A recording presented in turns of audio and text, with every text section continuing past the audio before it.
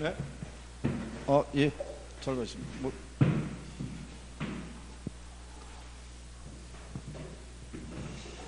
이게 총소득이라는 게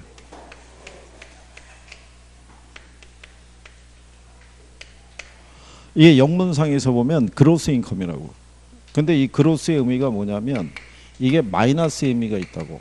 그러니까 이 총소득에서 뺄 게 있다는 얘기라고. 어? 그러니까 가능 총소득, 유효 총소득에서 공제하잖아. 그다음부터 공실 빼야 되지, 경비 빼야 되지, 공제할 게 있지. 그러니까는 여기 그로스 의미가 마이너스라는 얘기라고. 그래서 이게 총소득에서부터 공제할 게 있다는 의미고, 이거를 조소득이라고 그랬잖아. 어?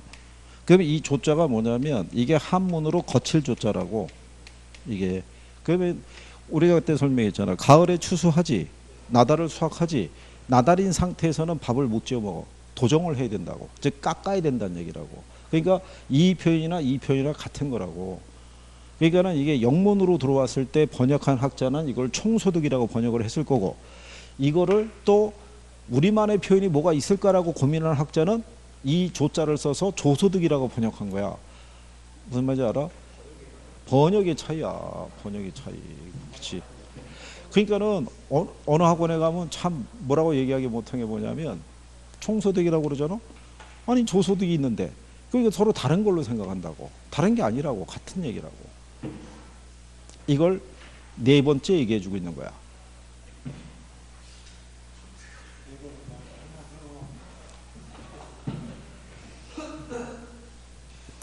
근데 아마 지금 들은 게 제일 빨리 정리가 될 거야. 그게 왜 그러냐면 1, 2월 달하고 3, 4월 달에 공부한 거하고 지금 공부하는 것하고는 받아들이는 게 틀려요. 지금이 어쨌든 돌았기 때문에 초반보다는 이해도는 조금 더 빠를 수 있는 거예요. 같은 내용을 다시 들으면. 그러니까 지금 그래서 열심히 해야 되는 거예요. 열심히. 죽어라고. 그래서 그렇게 정리하시면 되겠고요. 8번에 보시면 이 금융에 관한 다음 설명 중에서 틀린 걸 물어봤을 때, 자, 부동산 금융에서 변동 이자를 적용하는 경우에 인플레이션 위험은 누가 부담하게 되는 거예요? 차입자가. 뭐 그렇게 보시면 되겠고, 그다음에 3번에 보면 대출 상환 기간이 길어질수록 원리금 상환에 대한 부담이 어떻게 돼요? 줄어들죠. 그래서 우리가 지난번에 이거 한 것도 기억하시죠? 부의 레버리지가 나왔을 때 이거를 뭐로 바꿀 수 있는 방법, 정의 레버리지로 바꿀 수 있는 방법 뭐가 있다고 그랬어요? 응? 첫 번째가 대출 이자율을 조정을 해서요, 이자율을 낮추는 방법이 하나가 있고요. 또 하나는 상환 기간이 있죠. 이 기간을 길게 해가지고 원리금의 지급 규모를 줄이는 방법이 있어요. 그러면은 부의 레버리지가 발생했을 때 정의 레버리지로 전환할 수 있는 그런 방법 중에 하나가 될 수 있다라고 얘기한 거죠. 그래서 이제 5번에 가면 금리 하락은 부동산 수요와 공급에 모두 영향을 미치고요. 금리가 이자율이 하락하게 되면요, 수요하고 공급은 다 증가한다라고 이렇게 보시면 돼요. 그래서 그런 정도 정리하시면 되겠고요. 그 다음에 9번에 가면은 저당 대출의 위험이 나와 있는데요. 위험에서는 제일 많이 물어보는 게 이거예요.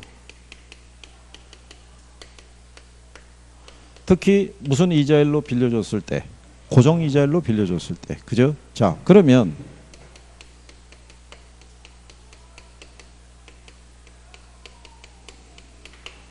자, 시장 이자율이 상승하면요, 조기 상환 위험이 커져요, 작아져요?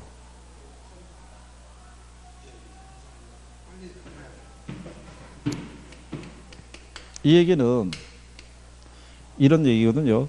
그러면 조기 상환이 안 발생하죠. 뭐하러 지금 싼 이자 주고 갚고 있는데 이거 뭐하러 이걸 갈아타겠어요, 그죠? 이게 시험에 이렇게 나오는 거예요. 시장 이자율이 상승할수록 대출자의 조기 상환 위험은 커진다 그러면 틀릴 거 아니에요. 에? 무슨 말인지 아시겠죠? 잘 나오는 거예요. 위험 중에서. 그러니까 정확하게 용어 정리가 돼 있으셔야 돼요. 그러니까 김총각은 여기서 이렇게 나와서 공부하다가 그냥 보내지 말고 그 이찬이가 여러 가지 물어보지, 대답을 해봐. 근데 저기서 표정이 별로 안 좋잖아. 메모를 해. 메모를 해가지고 한 번에 얘기를 해. 그래야지 이렇게 줘서 보완을 시켜줄 거 아니냐고. 구조적으로 우리가 별도의 시간을 가져가지고 계속 돌릴 수 있는 그런 여력은 안 되니까 할 수 있는 제한된 범주 내에서 할 수 있는 건 해봐야 되잖아. 그렇지? 그래서 자꾸 틀리는 거를 개선을 빨리 해야 점수가 올라갈 거 아닌가. 그렇잖아. 야, 나중에 동반 이상한 상황이 발생하면 그것도 참 애매한 거야. 그처럼. 된다고 생각해? 이철도? 그래, 한번 두고 보지 뭐. 아이고 참. 나머지 분들은 뭐 괜찮으신가요? 이번 주에 시험 봐도 가능한가요?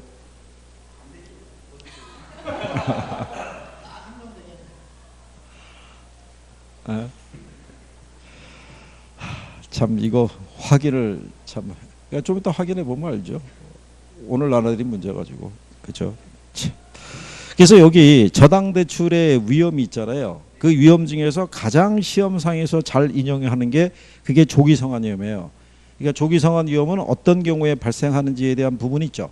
예, 요거를 분명히 정리를 해둬야 되는 거예요. 채무 불이행 위험이라는 거는 대출을 실행하고 난 이후에 차입자의 소득이 줄어들거나 아니면 담보 이 부동산의 가치가 대출 잔액보다 낮아질 때 발생하는 게 채무 불이행 위험이라고 보시면 되죠. 그래서 이제 거기 보면은 그 차입자가 부담하는 위험으로서 이렇게 하니까 틀렸다는 얘기죠. 채무 불이행 위험도 다 누가 부담하는 거예요? 대출자가 부담하는 위험이에요. 그죠? 예. 그래서 그렇게 여러분들이 정리하시면 되겠고요. 그래서 이게 10번에 가시면요. 예전에 이게 이렇게 나왔던 거예요. 2번에 채무 불이행 위험은 차입자에게 그리고 조기 성한 위험은 대출자에게 부담이 되는 위험을 말한다면 틀리죠. 이게 전부 다 누가? 대출자가 안게 되는 위험이다라고 보시면 되는 거예요. 그래서 그렇게. 그 다음에 1번에 가면 잔금 비율 나와 있죠. 잔금 비율을 구하려고 그러면 뭐를 써야 돼요? 잔금 비율을 구하기 위해서.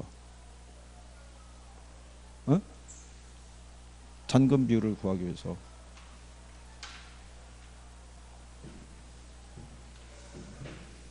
자, 우리가 잔금 비율은 1 마이너스 상환 비율로 구할 수 있어요.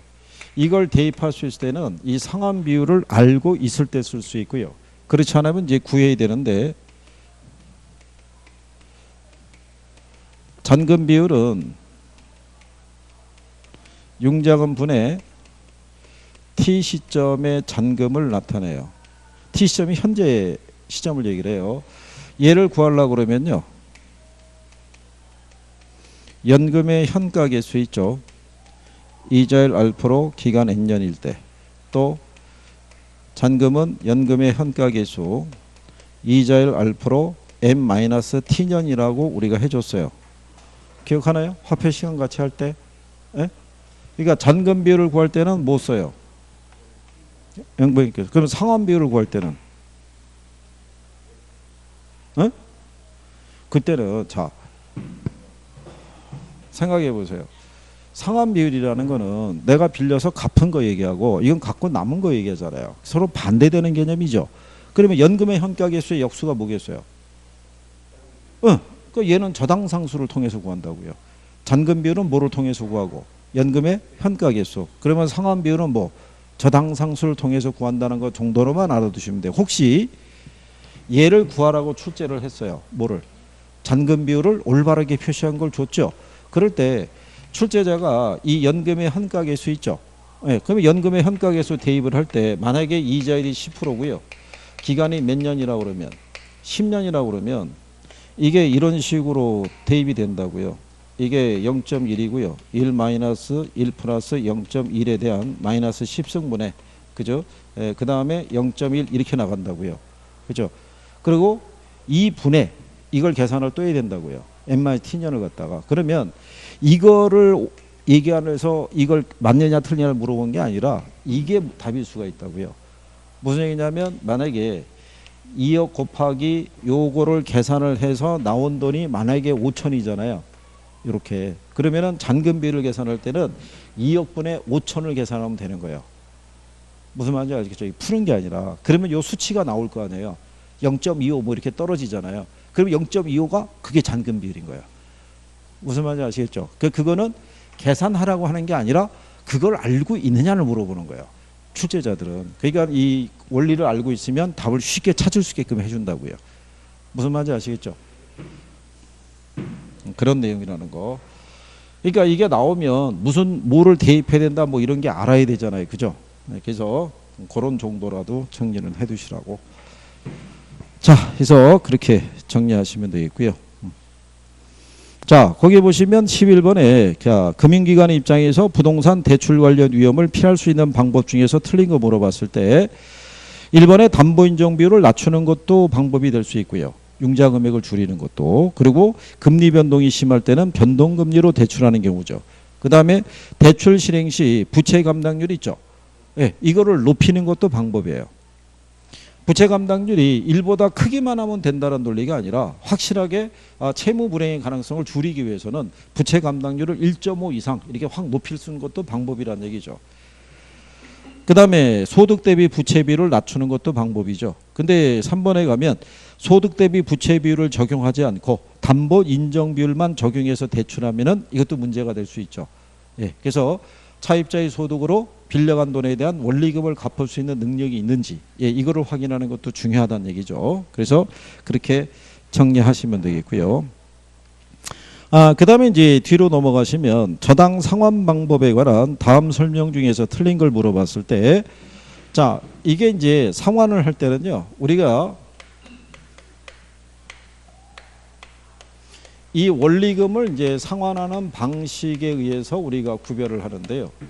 자, 원금 균등 상환 방식이 있죠. 얘는 원리금이 뭐 하는 거예요? 체감하는 경우고요. 원리금 균등 상환 방식은 말 그대로 원리금이 어떻게 돼요? 균등한 거고요. 점증 상환 방식은 원리금이 점점 더 뭐 하는 거예요? 체증하는 거. 이거는 가장 기본으로 물어보는 거예요. 기본으로. 자, 그랬을 때 얘는 원리금이 균등한데요. 시간이 경과할수록 원금 상환분은 증가하죠. 이자 지급분은 어떻게 돼요? 네, 감소하죠. 그러니까 얘는 여기서 요거를 물어보는 거예요. 그리고 얘는 물어보면 이게 뭐 하는 거? 네, 이걸 체감하는 거를 물어보는 거예요. 그죠? 네, 그러니까 그 과정도 정확하게 용어 이해는 해 두셔야 돼요. 그죠? 자, 그래서 이제 1번에 보시면 원리금 균등 상환 조건의 경우에 만기의 절반이 지나도록 원금의 절반을 상환하지 못하죠. 한 기간의 3분의 2 정도가 경과를 해야 돼요. 근데 원금 균등은 절반 경과하면 반 상환하죠. 원금 균등 상환이니까.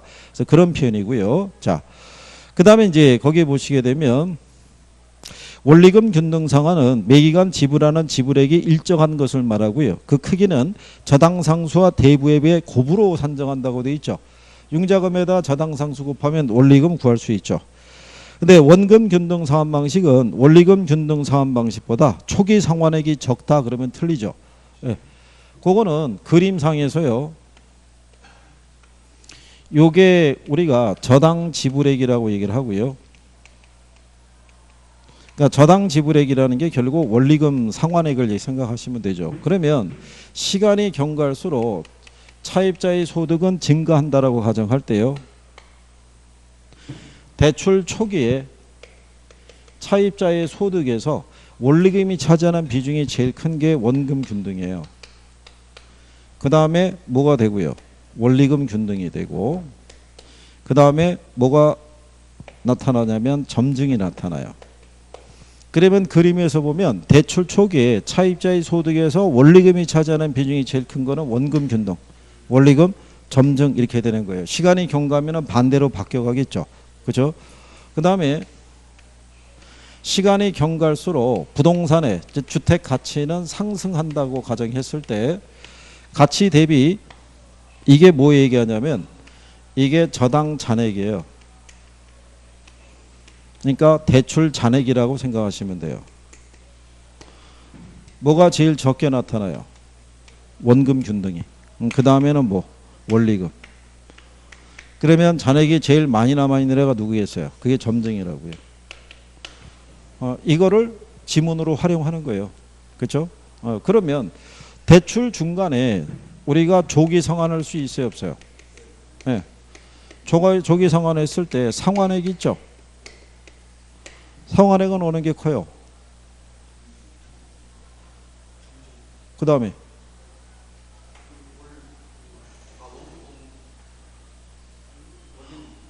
아니 여기 해놨죠. 여기 잔액이 얘가 제일 많이 남아있고 그러면 여러분들에게 문제를 출제할 때 얘하고 얘를 물어본다고요. 어느 게 더 잔액이 많이 남아있어요?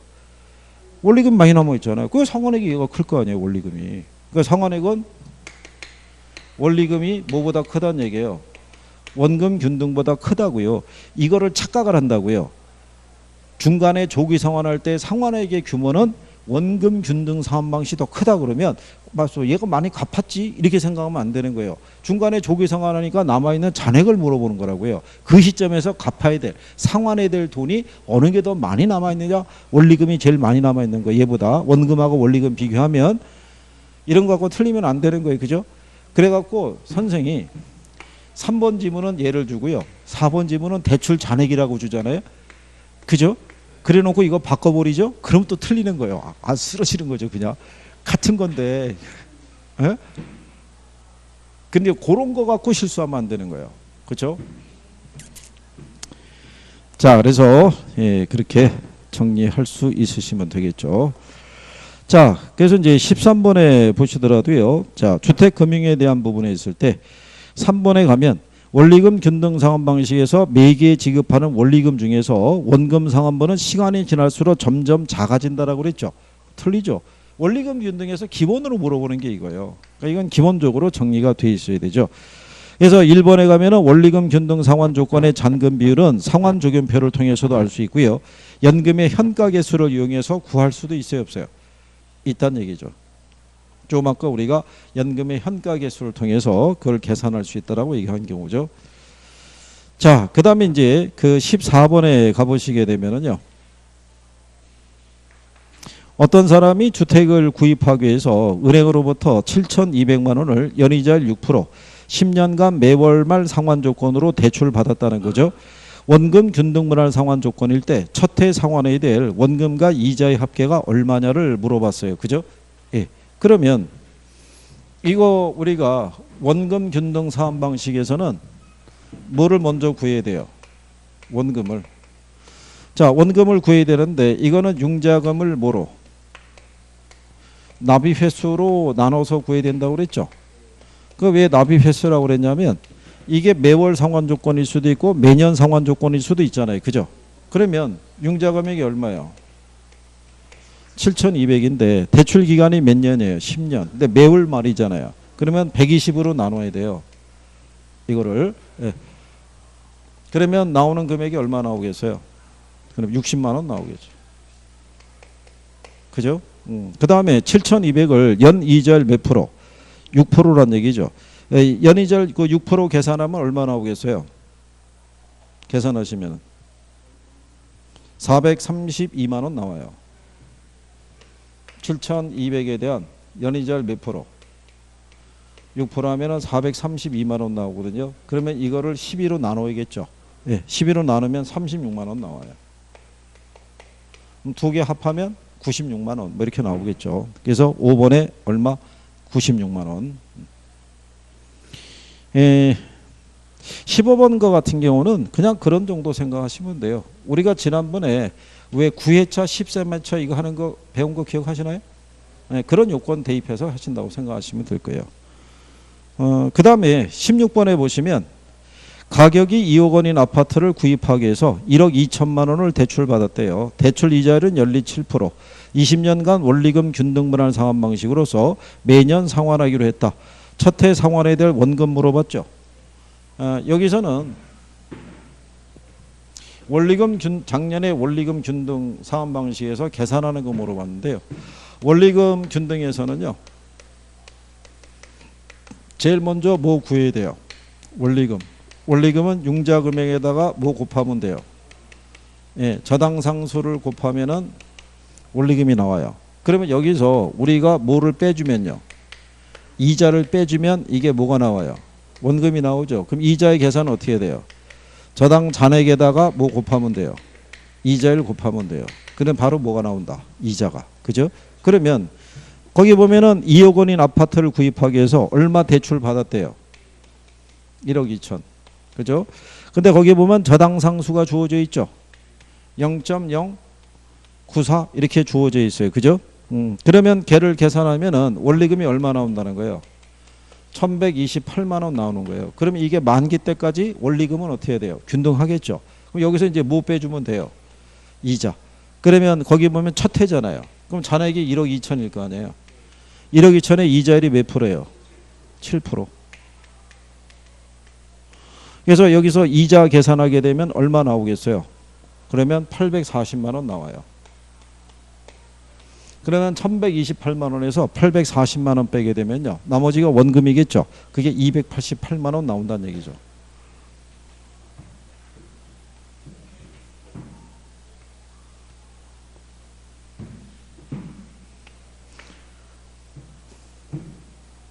자, 그래서 그런 내용이고요.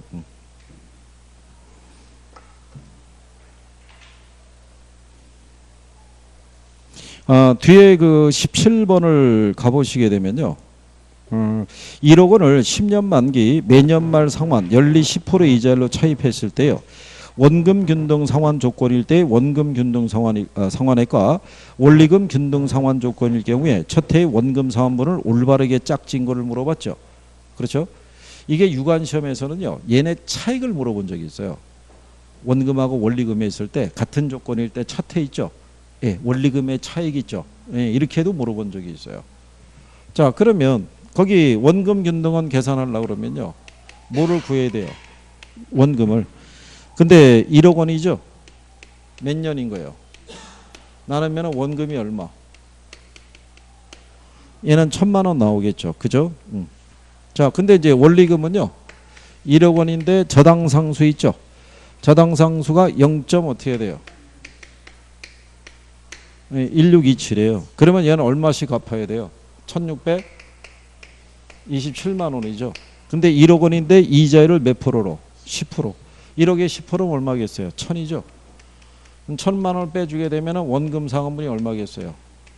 627만 원 이렇게 나오겠죠. 그러면 원금 균등에서는 원금이 1000만 원, 원리금에서는 얼마? 627만 원 이런 요건이죠. 그죠?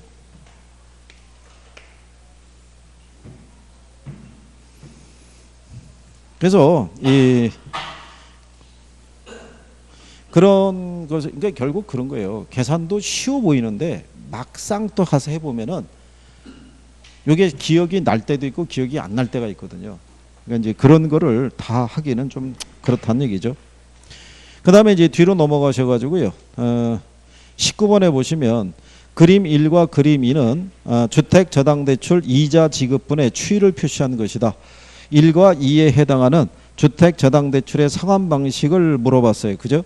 네, 그러면 원금 균등에서는 이자가 어떻게 돼요? 균등하게 이렇게 쭉 줄어들죠. 네. 그러니까는 이제 1은 원금 균등 상환 방식이 될 거고요. 그 다음에 시간이 지날수록 이자 지급분은 어떻게 돼요? 점점 더 줄어드는 방식이죠. 그래서 이에 대한 거는 원리금 균등 상환 방식에 대한 부분이다라고 그렇게 정리하시면 되겠고요. 20번에 대한 거는 뭐 참고하셔도 되고요. 가격 수준 조정 저당이나 뭐 이런 것들은 실질적으로 잘 활용을 안 해요. 예, 그렇기 때문에 그냥 참고하셔도 된다. 네, 이렇게 정리하시면 되겠고요. 자, 그 다음에 21번에 보시면 고정금리하고 변동금리 나와 있죠. 그러면 이제 기본적으로 고정금리라는 거는 대출 초기서부터 뭐가 될 때까지 만기가 도래할 때까지 이자율이 어떻게 돼요? 동일한 게 고정이자율이라고 보시면 되겠고, 변동금리라는 거는 사전에 약정한 바에 따라 일정한 기간마다 뭐를 조정할 수 있어요? 금리를 이렇게 조정할 수 있죠. 그래서 변동이자율에서는 이 조정주기가 중요해요. 조정주기가 짧을수록 이자율 변동 위험을 누구에게로? 차입자에게로 전가할 수 있다라고 얘기를 해요. 그러니까 조정주기를 어떻게 가져가느냐가 중요하다. 이렇게 생각하시면 돼요. 예, 그래서 이제 거기 보시게 되면은 21번에 고정금리하고 변동금리 있을 때요. 그래서 5번에 가면 다른 조건이 동일할 때 변동금리 조건이 고정금리 조건보다 금리가 더 높다 그러면 틀리죠. 초기 이자율은 어느 게 높을 수밖에 없어요. 고정금리가 높을 수밖에 없죠. 얘는 약정한 이자율대로 끝까지 가는 방법이고, 얘는 일정한 기간마다 금리를 조정하기 때문에 이자율 변동이나 또는 인플레 등에 대한 리스크를 누구에게? 차입자에게 전가할 수 있다, 이런 얘기가 되겠죠. 그래서 이제 변동금리에서는요, 금리를 갖다가 뭐 하는 거예요? 조정을 하겠죠. 그래서 변동 이자율에서는 대출 이자율이 기준금리하고 뭐 가산금리의 합으로 돼 있잖아요. 그래서 일정한 기간마다 뭐를 조정하는 거예요? 기준금리를 조정하는 거예요. 그죠? 그래서 우리나라에서는 기준금리로 CD 또는 뭐를 쓰고 있어요? 네, 코픽스를 사용하고 있다라고 생각하시면 되는 거예요. 그죠? 네, 그래서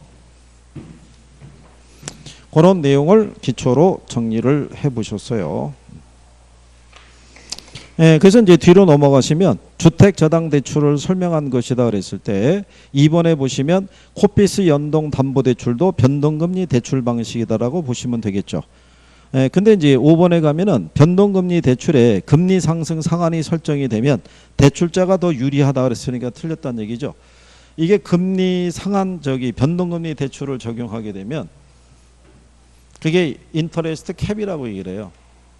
그러니까 캡이란 얘기는 모자를 씌웠다는 얘기라고요. 그러니까 상한을 뒀으니까 그 이상은 조정이 된다 안 된다? 조정이 안 된다고 보시면 돼요.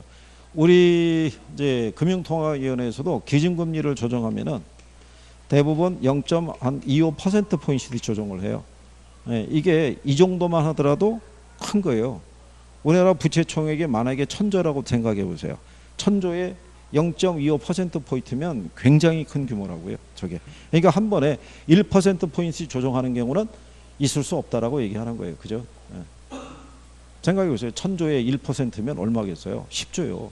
한 번에 이자가 10조가 날아가는 거예요. 그냥. 그죠? 예. 그래서 그런 논리로 예, 정리를 하시면 될 거예요. 그래서 고정금리하고요. 변동금리 상황의 기존적인 내용은 알아두시면 되겠고요. 뒤에 나와 있는 거는 이제 기출에 대한 부분이니까 참고하시고 288페이지 저당의 유동화서부터 우리가 다음 시간에 해보고 오늘 나눠드린 문제 있죠? 예, 풀이 또 해드려야죠. 다 풀어보신 거죠? 그쵸?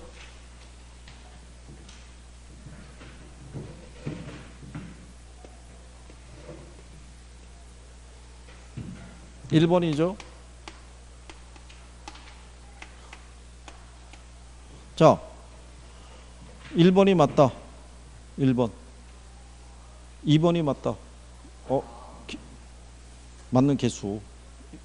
몇 개? 1번이 맞다. 2번. 3번.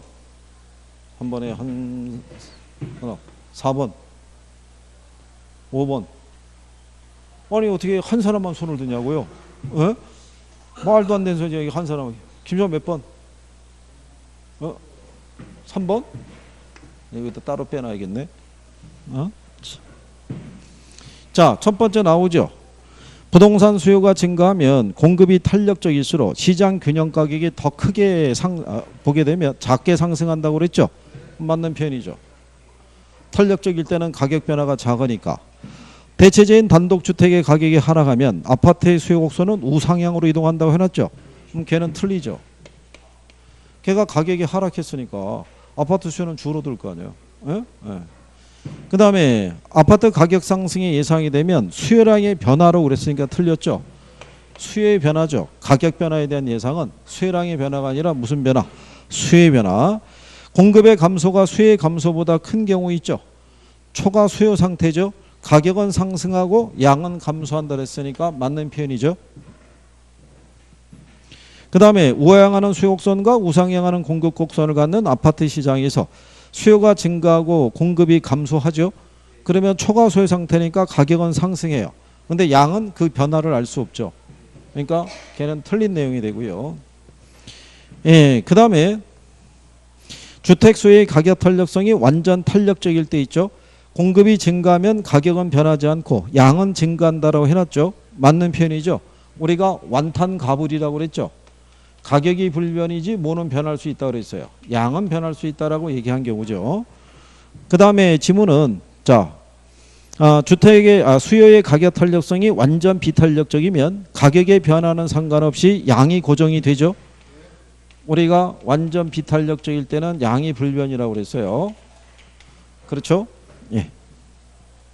그 다음에 어느 부동산과 밀접한 대체제가 시장에 출현한다면 그 부동산에 대한 수요의 탄력성은 이전보다 커지죠. 예. 그래서 맞는 거는 5개. 그렇죠? 예.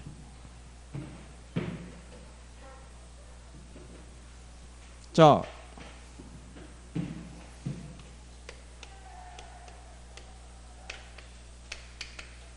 2번에 보시게 되면 틀린 걸 물어본 거예요. 맞는 게 아니라. 자, 1번이 답이다. 2번이 답이다. 3번이 답이다. 4번이 답이다. 5번이 답이다. 이 시험 몇 번이었어요? 1번. 자, 첫 번째, 투자자가 대상 부동산을 원하는 시기에 현금화하지 못할 가능성은 유동성 위험에 해당이 된다. 맞는 편이에요. 그 다음에 어떤 부동산에 대한 투자자의 요구 수익률이 기대 수익률보다 큰 경우 있죠.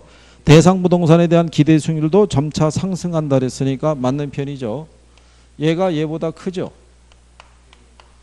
그러면 얘가 상승하면서 다시 균형이 된다라고 얘기한 경우고요. 효율적 프론티어는 동일한 위험에서 최고의 수익률을 나타내는 투자 대안을 연결한 선이란 얘기죠. 그게 효율적 프론티어 또는 효율적 전선이라고 얘기했고요. 보수적인 예측 방법은 투자 수익의 추계치를 하향 조정함으로써 미래에 발생할 수 있는 위험을 상당수 제거할 수 있다는 가정에 근거를 두고 있죠. 그래서 보수적인 판단에 의한 기대 수익률의 하향 조정이라는 얘기고요. 투자자가 위험을 회피할수록요. 위험과 수익의 관계를 나타낸 투자자의 무차별 곡선의 기울기는 가파르게 되죠. 완만한 게 아니죠. 예, 그래서 틀렸다는 얘기고요. 두 개의 투자 자산의 수익률이 서로 다른 방향으로 움직이면 상관계수는 음의 값을 가지죠. 그러면 위험 분산 효과가 커지죠. 작아진다 그랬으니까 틀렸다는 얘기고요. 연금의 미래 가치하고 감채인 계수는 역수관계 있죠. 맞는 내용이죠. 그 다음에 정년퇴직자가 매월 연금 형태로 받는 퇴직금을 일정 기간 적립한 후에 달성되는 금액을 산정할 때 연금의 미래가치 계수를 쓰죠. 그러니까 틀린 거는 두 개. 1번. 이게 아닌가 본데, 야, 아까 이렇게 물어보라고 그랬잖아. 네가 물어봐. 네가 물어봐갖고 안 되는 거를 그걸 알려주는 게 낫겠는데.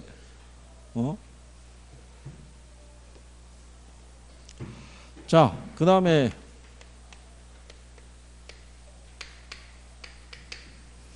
3번을 가보시면 투자 분석 기법에 관한 설명으로 옳은 걸 물어봤죠. 네, 1번이 맞다. 2번, 3번, 4번, 5번. 뭐야, 왜 아무도 없는 거야 이게. 자, 첫 번째, 수년제 가치법으로 타당성 있는 사업이 내부 수익률법으로는 투자의 우선순위가 달라질 수 있다. 달라질 수 있죠. 우선순위가 서로 달라지니까. 부채 감당률이 1보다 크다는 것은 순영업소득이 부채 할부금을 상환하고도 잔액이 있다는 의미다. 맞는 내용이죠. 그 다음에 내부 수익률은 수익성 지수가 최대가 되는 할인율이다. 틀렸다는 얘기죠. 수익성 지수가 1이 되는 할인율이죠.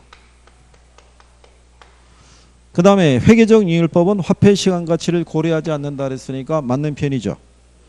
수년가는 유입의 현재 가치에서 유출의 현재 가치를 뺀 값이죠. 그 다음에 수년가법과 내부 수익률법에서는 투자 판단을 위한 할인율로 요구 수익률을 사용한다면 틀리죠. 수년가법은 요구 수익률, 내부 수익률법은 내부 수익률을 쓴다라고 얘기했죠. 그 다음에 동일한 투자안의 경우 일반적으로 순소득 승수가 총소득 승수보다 크죠. 수익이 작으니까. 그죠?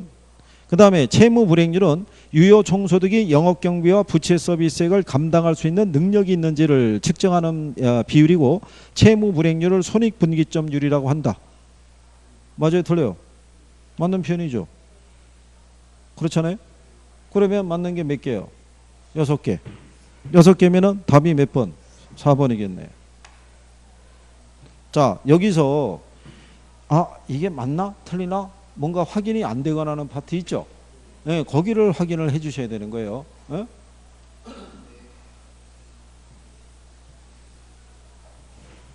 기출에서 이런 정도의 난이도로 물어보는 거예요. 이론 물어볼 때. 정확하게 알면은 답을 맞출 수 있다고요. 그죠? 그리고 본인들이 한번 해보시면은 1번이 경제, 2번, 3번이 투자잖아요. 그 투자 파트를 나눴단 말이죠.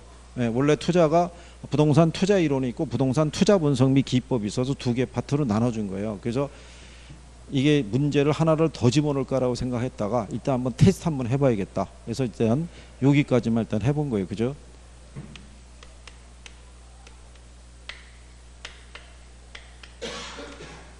이거 그리고 번거롭지만 몇 번이냐고 이렇게 물어보는 이유가 뭐냐면요. 그러면 개인의 이해도나 현재 어디까지 돼 있는 거를 저희가 이렇게 캐치를 할 수 있어요. 그러면 거기에 맞춰서 다음에 문제 구성을 할 때 또 내주거든요.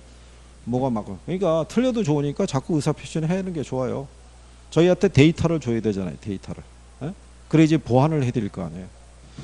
자, 4번에 가면 부동산 금융에 관한 설명으로 올바른 거 물어봤죠. 그렇죠? 예. 1번이 답이다.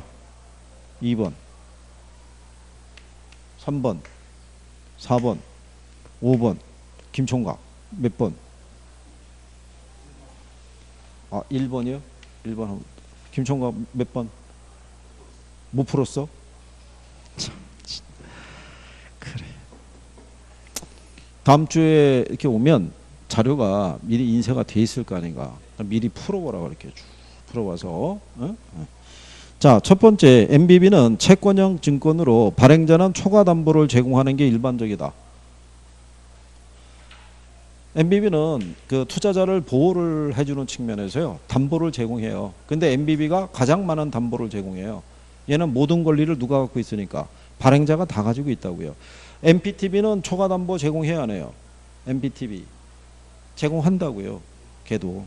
왜냐하면 소유권을, 저당권에 관한 소유권을 발행자가 갖고 있잖아요. 다만 원리금 수취권을 넘겨주는 구조이기 때문에 담보에 대한 제공이 좀 적지만 그래도 역시 담보는 제공을 해야 돼요. 그래서 맞는 편이고요. 두 번째, MPTS는 조기 상환 위험은 투자자가 부담한다. 맞죠? 네. 투투투 그랬잖아요. 처음에 MPTS. MBB 하면 전부 다 발발발 이렇게 얘기해 줬고. 고정금리 대출을 실행한 대출기관은 금리 상승 시 차입자의 조기 상환으로 인한 위험이 커진다. 맞아요? 틀려요? 틀리잖아요. 조그맣게 한 건데 칠판에다가. 중도 상환 시 차입자가 상환해야 되는 저당장금이 있죠. 원리금 균등 상환 방식이 원금보다 적다. 틀리죠. 그것도 조그맣게 여기다 한 거잖아요. 칠판에다 놓고. 그 다음에 대출금을 조기 상환할 때 원리금 균등 상환 방식에 비해서 원금 균등 상환 방식의 상환액이 더 크다. 틀리죠. 그거 두 개를 조금 아까 여기다 놓고 했다고요. 같은 표현인데. 그렇죠? 자, 원리금 균등 상환 방식의 경우에 매기가 상환하는 원리금 상환액과 대출 잔액이 점차적으로 감소한다. 틀리죠. 원리금은 동일하잖아요. 원리금 균등이니까. 걔네 원리금이 줄어들 일은 없죠. 그죠? 자, 기업구조형 부동산 투자회사의 설립자본금은 10억 원 이상으로, 자기관리 부동산 투자의 설립자본금은 5억 원 이상으로 한다. 틀리죠? 그죠? 우리가 설립자본금 기업구조형은 얼마? 3억. 자기관리는 5억이잖아요. 그죠? 프레이트 금융의 자금은 건설회사 또는 시공회사가 자기 계좌를 통해서 직접 관리한다. 틀리죠? 에스크로우 어카운트라고 그랬죠? 위탁 결제 계정을 둬서 별도로 관리하는 경우죠. 그죠? 그러면 올바른 것은 몇 개라는 거예요? 2개. 1번이 답이란 얘기죠. 그렇죠? 이거 이렇게 확인해 보면 본인이 느끼시죠? 내가 착각하거나 내가 모르고 있거나 이런 것들을 확연하게 구별할 수 있다고요. 그러면 다음에 다른 내용들이 쭉 구성이 되어 있을 때도 역시 찾을 수 있어야 되고요. 그죠? 그러면 대부분 틀리거나 뭐 이런 것들이 있으면 이거 원래는 일일이 다 확인해야 돼요. 그러니까 이거를 저희는 이제 이런 거를 빼갖고 별도로 이렇게 구성을 하는데 여기는 그게 안 되니까 압축해갖고 지금 하고 있는 거예요. 자꾸 돌아야 되니까. 그죠? 그러니까는 어쨌든 간에 기운 내시고 보완을 해서라도 가만히 보면 같은 내용들이 계속 돌아요. 그죠? 그러니까 여러분들이 조금만 하시면은 무난하게 답을 풀 수 있고 그럴 수 있어요. 그죠? 무슨 말인지 아시겠죠? 기운들 내시고. 다음 주에 이번은 내가 한두 개 틀렸더라도 다음 주에 나오면은 내가 다 맞춰야지 이런 생각으로 복습을 하시고, 그래서 힘드시면은 이렇게라도 해야 돼요. 월, 화, 수, 목, 금, 토, 일 있으면은 민법, 개론, 민법, 개론 이런 식으로도 해야 돼요. 계속.